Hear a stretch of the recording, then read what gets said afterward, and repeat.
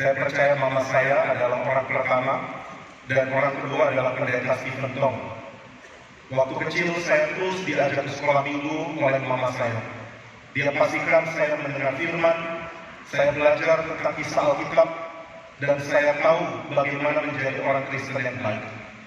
Maka saya terus ikut mama, saya pergi ke gereja, saya ikut sekolah minggu, dan saya belajar mengenal apa itu menjadi orang Kristen. Tetapi ketika masuk usia remaja, masuk SMP, saya mulai berteman dengan orang-orang yang tidak ke gereja. Mereka sangat senang untuk main-main di hari Minggu dan saya ikut. Saya lebih suka untuk bermain-main dengan mereka sehingga saya tidak ke gereja. Mama saya kaget, kenapa anak yang dari kecil sudah dibiasakan pergi ke sekolah Minggu, sekarang masuk usia remaja mendadak menolak, terus lari dan tidak mau pergi ke gereja. Ini membuat dia mulai takut. Dia doakan, tetapi saya bukan bertobat. Saya malah makin senang berteman dengan orang-orang yang bukan Kristen. Saya terus bergaul dengan mereka dan saya tidak ke gereja. Tuhan beranugerah karena mau dengar doa mama saya. Dia memberikan kepada saya hati yang gelisah. Ini terjadi waktu saya di SMA. Saya mulai berpikir, apa itu agama? Kenapa orang pilih agama? Lalu kenapa mereka serius sekali menjalankan kehidupan beragama? Saya sangat ingin tahu bagaimana bisa punya kepastian bahwa iman Kristen itu benar. Maka saya mulai mencari tahu, saya berdiskusi dengan mama, dan mama senang karena saya mulai tanya hal-hal yang berkait dengan agama. Nah, dia membekali saya dengan buku-buku, tapi salah satu tulisan yang memberkati saya justru adalah ringkasan khotbah dari pendeta Stephen Tong.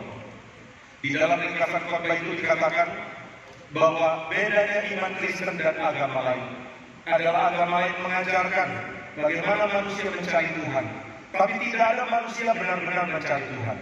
Sedangkan di dalam iman Kristen diberitakan tentang Kristus Sang Juru Selamat, Allah yang mencintai dunia dan mengirimkan Kristus untuk mencari orang berdosa. Bagi saya penjelasan ini sangat tajam, sehingga saya yakinkan memang iman Kristen itu yang benar. Saya mulai belajar membaca Alkitab, saya mulai belajar berdoa. Tetapi ternyata pertobatan ini tidak lama, karena saya tetap tidak mau ke gereja. Saya tetap senang bergaul dengan orang-orang yang tidak percaya Tuhan.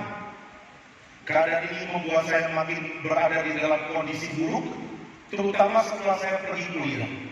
Karena setelah kuliah saya menjadi jauh dengan mama, dan saya bergaul dengan orang-orang yang sangat suka berdosa. Sebagian dari mereka adalah orang yang suka pakai narkoba. Sebagian lagi pergi cari perempuan, memuaskan hawa nafsu di dalam seks. Sebagian lagi adalah orang-orang yang sedang judi. Lalu saya merasa ini adalah hal-hal yang saya pikir dosa. Tapi sekarang saya akrab dengan mereka. Saya bergaul dengan mereka. Saya bisa bercanda dan bisa habiskan waktu dan bersenang-senang dengan mereka. Maka saya mulai berpikir, ternyata kehidupan berdosa tidak separah yang dikatakan orang. Saya sendiri bertemu dengan orang-orang berdosa ini, dan ternyata mereka tidak beda jauh dengan saya. Maka saya mulai menganggap remeh segala peringatan dan pengertian tentang dosa dan kecemaran. Saya mulai berpikir, standar yang saya dengar dari dulu saya percaya, sekarang tidak lagi mutlak. Kalau orang bilang ini dosa, saya akan mengatakan ini cuma mengenai pilihan. Ada orang bersenang-senang dengan pergi liburan, ada orang bersenang-senang dengan judi, ada orang bersenang-senang pakai obat bius. Bukankah ini cuma keragaman cara bersenang-senang? Saya mulai kehilangan sense tentang mana yang benar, mana yang salah, mana yang suci, dan mana yang cemar. Saya terus ada di dalam keadaan ini. Saya mulai hancurkan masa depan saya. Saya malas pergi kuliah. Saya terus main-main. Dan tanpa sadar saya membuat saya tidak punya lagi masa depan. Hidup saya rusak. Dan pelan-pelan saya mulai mencoba dosa-dosa yang mereka kerjakan. Saya merasa ini adalah cara untuk mendapatkan kesenangan. Tapi ini dosa. Masalah dosa, masalah yang akan saya bereskan nanti. Kalau saya mau bertobat, saya akan bertobat. Tapi nanti, saya pikir saya punya kemampuan untuk menentukan kapan mau datang bertobat dan kapan tidak. Kehidupan saya menjadi makin parah, sampai akhirnya saya terus diingatkan oleh mama. Apakah kamu pergi ke gereja? Saya jawab tidak, saya tidak cocok di gereja. Mama saya peringatkan dengan keras, jika engkau tidak ke gereja, engkau tidak mungkin selamat. Dan saya mengatakan, saya akan selamat. Nanti kalau saya mau, saya akan datang ke Tuhan. Ini jawaban membuat dia sedih, sebab saya menjawab dengan seenaknya. Saya tidak memperhatikan peringatan dia. Saya tidak memperhatikan tegurannya. Saya menjadi orang bodoh yang mengabaikan anugerah Tuhan. Mama yang begitu baik Tuhan berikan kepada saya, namun hidup saya tetap cemar. Banyak orang hidup cemar karena orang tuanya kacau. Tapi saya mempunyai mama yang saleh dan saya tetap hidup cemar. Saya orang yang sangat berdosa. Maka Tuhan mendengar doa mama saya, dia memberikan peringatan keras kepada saya. Satu kali, satu teman saya dipukul, dikeroyok, dan dia masuk rumah sakit dan setelah itu meninggal. Saya sangat takut karena saya mulai berpikir, kalau dia bisa meninggal, saya pun bisa meninggal. Kalau dia hari ini dipukul, mungkin besok saya yang dipukul. Lalu kalau saya mati, kemanakah saya akan pergi? Saya sangat takut, maka saya mulai memikirkan ulang tentang hidup. Kenapa pilih hidup seperti ini? Kenapa bergaul dengan orang-orang seperti ini? Tapi heran, bukannya saya kembali ke Tuhan. Saya malah cari kesenangan dengan berpacaran dengan orang yang bukan Kristen. Ketika mama saya tahu, hati dia sangat hancur. Dia terus bicara, dia minta waktu. Dan ketika ada kesempatan dia bicara panjang lebar kepada saya. Akhirnya saya tidak tahan dan mengatakan, cukup. Tidak usah memberitahu saya harus hidup bagaimana. Saya bisa pilih sendiri jalan hidup yang saya mau. Saya punya hidup yang akan saya jalani menurut cara saya. Kalimat ini membuat mama saya sangat sedih. Saya berani berbicara baik. Saya berani menantang dia. Padahal dia orang yang sangat mencintai saya. Saya tidak tahu bahwa kehidupan saya sudah begitu parah, sehingga saya mengabaikan anugerah yang Tuhan berikan. Saya abaikan nasihat dari ibu yang baik. Saya abaikan berkat Tuhan yang masih mau panggil saya. Saya tidak peduli Tuhan. Dan ini dosa yang sangat berat. Jika Tuhan menghakimi, saya pasti akan dibuang karena saya mengabaikan panggilan. Maka saya terus hidup dengan menikmati kehidupan berpacaran dengan perempuan ini. Sampai satu kali saya berada dalam keadaan sangat parah. Saya jatuh di dalam dosa dengan perempuan ini dan saya tidak lagi peduli masa depan saya akan jadi apa. Saya mengatakan yang penting saya menikmati saat ini. Besok mau jadi apa itu urusan nanti. Saya hidup tidak beda dengan binatang, hanya sedikit berbeda, tetapi mempunyai kerusakan dan kecemaran yang membuat saya sebenarnya tidak menghidup kehidupan sebagai manusia. Saya begitu kacau. Dan satu kali ketika saya pulang ke rumah, mama saya buka pintu dan dia sudah tidak tahu lagi bagaimana harus menasihati saya. Maka dia menangis dengan air mata yang banyak sekali turun dari matanya. Waktu saya lihat dia menangis, saya sangat sedih. Hati saya hancur. Saya sebenarnya sangat mengasihi mama saya. Tapi entah kenapa saya terus abaikan nasihatnya. Kali ini dia menangis dan saya sangat tergerak hatinya. Lalu dia memberikan satu kalimat yang sangat membuat saya takut. Dia mengatakan, kalau Tuhan masih mau mengampuni, segera kembali sekarang. Tapi kalau Tuhan sudah tidak memberikan kesempatan, jika dia sudah tutup pintu, engkau tidak mungkin bisa kembali. Tidak ada yang bisa tolong kamu, mama tidak bisa tolong kamu, dan tidak ada yang bisa selamatkan kamu. Kalimat ini membuat saya sangat takut. Berarti saya buat Tuhan? Apakah ini berarti saya tidak ada kesempatan? Hari itu saya mulai sadar, saya sudah melangkah terlalu jauh. Ada Allah yang akan menghakimi dan membuang saya. Ini membuat saya sangat takut. Tadinya saya begitu terharu melihat air mata yang turun dari mata mama. Tapi setelah itu saya sangat terganggu dengan kalimat yang dia katakan. Saya sangat takut, saya masuk ke kamar, lalu saya berdoa di sini. Saya mengatakan, Tuhan, bolehkah aku mendapatkan pengampunan-Mu? Saya ingin diampuni. Saya tidak mau hidup sembarangan lagi. Tapi apakah masih ada kesempatan? Jangan-jangan kesempatan yang sudah Tuhan tutup. Saya terlalu kurang ajar, terlalu berani berpikir, hidup saya terserah saya. Kapan bertobat terserah saya. Saya boleh menentukan kapan kembali dan kapan tidak. Saya begitu bodoh. Tuhanlah yang menentukan, bukan saya. Tuhanlah yang mengatur dan menetapkan kapan saya boleh kembali.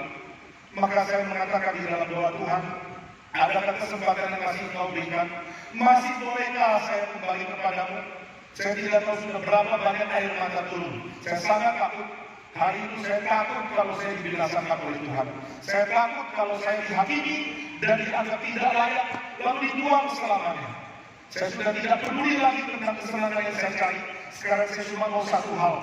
Tuhan ampunilah saya. Tuhan berikan anugerah keselamatan kepada saya. Saya terus berdoa. Akhirnya saya putus asa. Karena saya berpikir saya tidak layak diselamatkan. Sehingga saya mengatakan, jika Tuhan masih memberikan kehidupan besok, saya berjanji akan kembali ke gereja, saya akan bertobat, saya akan hidup baik-baik. Tapi jika Tuhan tidak mau ampuni, jangan biarkan saya hidup. Saya tidak mau lagi hidup. Saya doa seperti ini sampai akhirnya saya tertidur. Dan besok pagi saya bangun. Ketika esok saya bangun, saya mulai berpikir, apakah mungkin Tuhan mengampuni saya? Maka saya memberanikan diri berdoa lagi, Tuhan, apakah Kau sekarang mengampuni saya? Apakah Kau mengizinkan saya hidup untuk kembali kepada Tuhan? Dan Tuhan mengingatkan akan segala berita Injil yang sudah pernah saya dengar. Berita yang tidak akan saya hargai, kecuali saya tahu Dia berhak menghakimi dan membuang saya.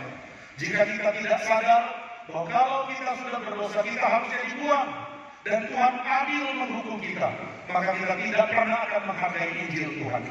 Karena itu saya sadar Injil begitu berharga. Tuhan mau mengampuni orang berdosa, dan saya sadar akulah orang berdosa itu. Akulah orang yang tidak ada harapan itu. Akulah orang yang hidupnya sudah hancur. Tetapi sekarang Tuhan mengatakan, aku mengampuni kau. Aku memberikan Kristus sebagai juru selamat. Semua pengertian Injil yang saya tahu muncul kembali. Karena begitu besar kasih Allah akan dunia ini, maka Dia menganugerahkan anak yang tunggal, supaya setiap orang yang percaya kepadanya tidak binasa, melainkan beroleh hidup yang kekal. Saya mengatakan, saya orang itu. Saya mau percaya Tuhan Yesus. Saya tidak mau binasa. Dan saya tidak binasa bukan karena saya bisa lari dari hukuman Tuhan, tapi karena saya punya juru selamat. Salibnya menyelamatkan saya. Darah yang tercurah dari salib, itulah yang menyucikan saya. Dan tubuh yang terpecah di atas kayu salib, itulah yang menggantikan saya. Begitu saya sadar, Tuhan mencintai saya dengan cinta kasih yang besar. Segera saya menangis terharu, karena saya menyadari cinta kasih dari Mama yang terus doa dan tunggu saya bertobat. Tapi ada cinta kasih yang jauh lebih besar, yaitu cinta kasih Tuhan yang terus panggil saya kembali. Tuhan mencintai saya. Tuhan tidak lihat lagi cemarnya saya. Tuhan mau menebus saya. Ini kalimat yang indah. Sekarang menjadi bagian dari hidup saya. Bukan cuma ada di kepala, tapi menjadi bagian dari hati saya. Maka saya mengatakan, Tuhan, saya mau percaya kepadamu. Saya tahu penebusan-Mu lah yang saya perlu. Segera saya berdoa. Setelah itu saya datangi kamar mama saya. Saya mengatakan, Mama, mulai besok saya akan ke gereja. Saya akan tinggalkan hidup saya yang lama. Saya akan buat semua itu. Mama saya mengatakan, sampai kapan kamu sanggup? Apakah kamu benar-benar bertobat? Jangan-jangan berapa minggu dari sekarang, berapa bulan dari sekarang kamu kembali ke dosamu yang lama. Saya mengatakan, saya tidak mau lagi hidup yang seperti itu. Saya tidak mau lagi. Tapi saya tidak tahu apakah saya punya kesanggupan untuk hidup terus di dalam kekudusan. Mama, tolong doakan saya. Besoknya saya ke gereja, dan apa yang tadinya begitu saya hina, sekarang saya sangat kagumi. Persekutuan di gereja ternyata sangat saya perlukan. Firman yang diberitakan di mimbar di setiap minggu ternyata sangat menolong saya mengenal Tuhan. Saya begitu bodoh karena saya terus abaikan anugerah bergereja dan mendengar firman. Maka saya mulai dibentuk oleh Tuhan, mulai mengenal firman, mulai belajar hidup suci, mulai berinteraksi dengan orang-orang yang mengingatkan saya untuk hidup suci. Saya sangat bersyukur karena ada tubuh Kristus, gereja Tuhan, maka saya bertumbuh di dalam iman yang sejati. Lalu setelah 1 tahun, mama saya mengatakan, kamu akan melayani Tuhan, dan saya izinkan melayani sekolah minggu. Maka mama saya mengatakan, kamu menjadi pengajar anak-anak, hati-hati, belajar baik-baik, jangan sembarangan mengajar. Lalu dia mengatakan, baca buku-buku yang baik, dan kejar dengar khotbah yang baik. Saya mengatakan, saya sangat diberkati dengan khotbah-khotbah yang saya dengar di gereja. Mama saya mengatakan, iya, tapi kau harus dengar khotbah dari pendeta Stephen Tong. Saya tidak mengerti. Saya sudah baca bukunya, apakah harus dengar khotbahnya juga? Mama saya mengatakan, jika kau pernah dengar khotbah dia, baru kau yang putuskan sendiri, baiknya bagaimana. Maka ketika ada KKR mengenai nilai hidup manusia, Saya datang dan saya dengar khotbah dari Pendeta Siventong. Waktu itu Pendeta Siventong berkhotbah tentang anak yang hilang. Ini pertama kali saya dengar Pendeta Siventong langsung. Lalu saya sangat terharu. Orang ini mempunyai berkat Tuhan begitu besar untuk dibagikan. Dia mempunyai khotbah yang sangat menggugah saya. Karena dia seperti mengerti kondisi saya lewat khotbah yang dia berikan. Dia tidak kenal saya, tapi dia seperti membagikan apa yang saya alami. Orang muda yang sembarangan hidup, yang minta uang bapaknya untuk berfoya-foya, yang hidup dan berkomunitas seperti babi, yang hidup sangat kasihan. Lalu saya mengatakan, itulah saya, dan saya seperti dipamerkan dari atas mimbar. Tapi di dalam mimbar yang sama ada berkat karena Injil yang mengatakan Tuhan mau kau kembali. Saya sangat terharu. Tuhanlah yang sudah panggil saya kembali, sehingga saya mengerti berita Injil yang indah sudah saya alami dan sekarang seperti diperdengarkan kembali dari mimbar. Maka saya mengatakan saya sangat ingin mendengarkan lagi khotbah-khotbah seperti ini. Mama